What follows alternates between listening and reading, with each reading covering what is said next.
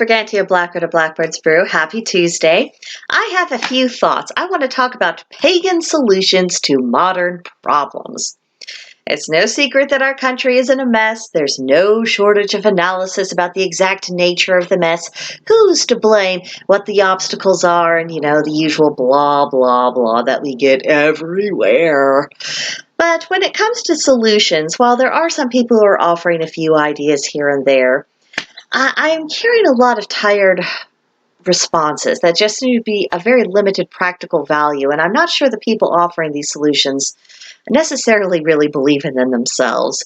And then, we always have the vague, well, we need to go back to tradition, whatever that means, or the real cop-out of, well, people just need to be Christian again, so this can be a Christian nation, as if the history of Christianized nations is just this model of absolute fairness and economic prowess and efficiency and stability.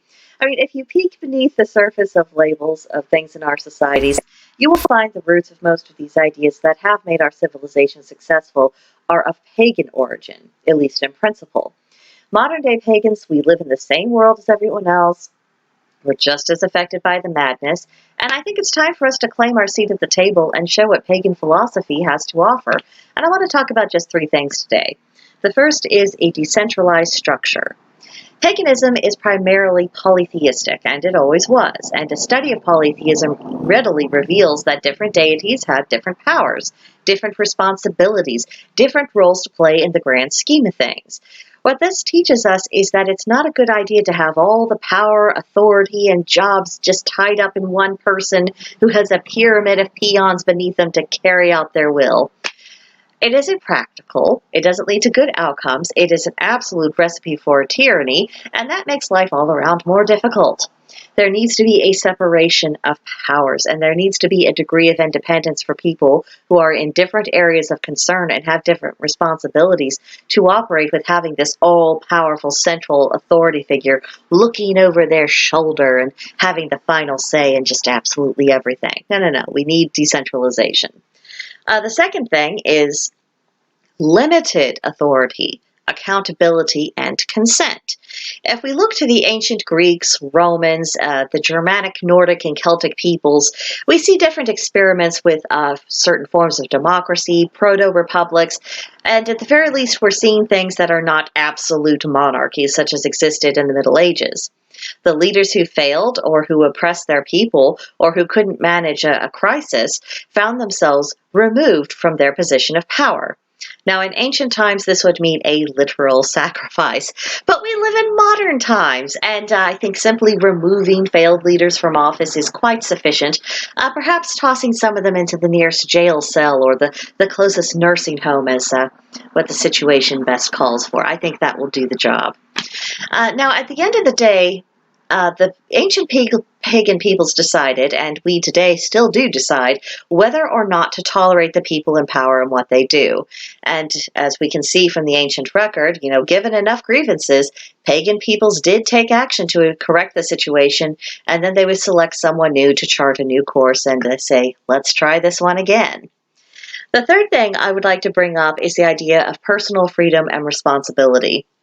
Now, it's true that ancient pagan peoples didn't have the codified freedoms that we have, and, well, at least the freedoms that we are attempting to fight for today.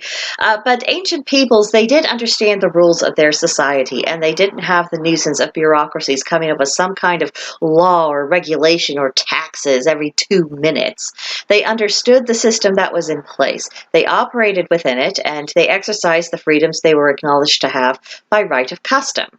Now, as for responsibility, that was a non-negotiable reality for everyone, regardless of station during those times.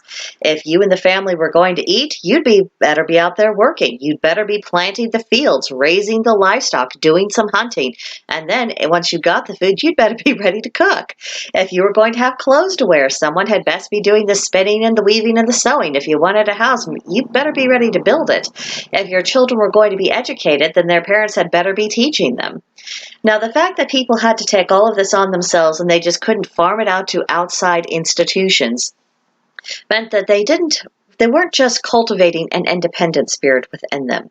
They were cultivating a spirit of initiative. And when people have initiative and independence in the sense of what their job is and what their responsibilities are, that strengthens a society. When people understand that it just isn't acceptable to go through life as a millstone around everyone else's neck, life is approached very, very differently. People are required to actually become adults and conduct themselves accordingly. And just imagine what a difference that would make in our society today if the people of adult years were actually acting like adults. Huh.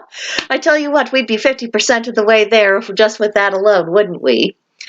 Now, these are just 3 historical pagan principles that I think would be very useful to us, and they would go a long way towards making present-day problems more manageable.